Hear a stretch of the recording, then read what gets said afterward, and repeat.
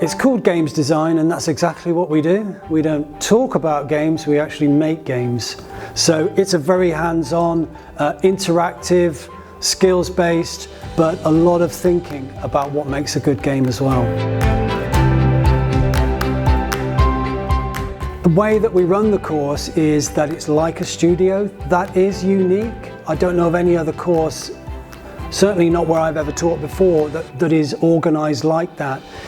The idea is to create an experience that's very like working in industry. So that goes right down to software, working practices, and instilling the methods and motivations into students that you'll find actually in industry. So they're kind of industry ready, really.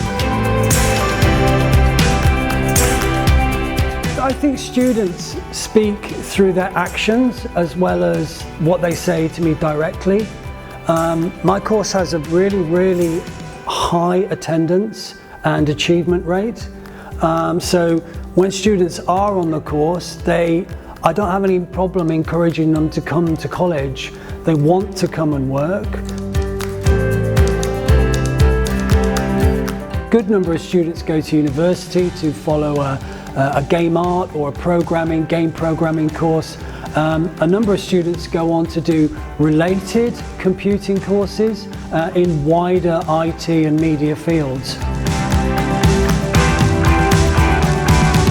Lambeth College is a community college, and I think that that's really important. It's really important because within all of the media industries we need more representation for the communities that are in and around Lambeth College.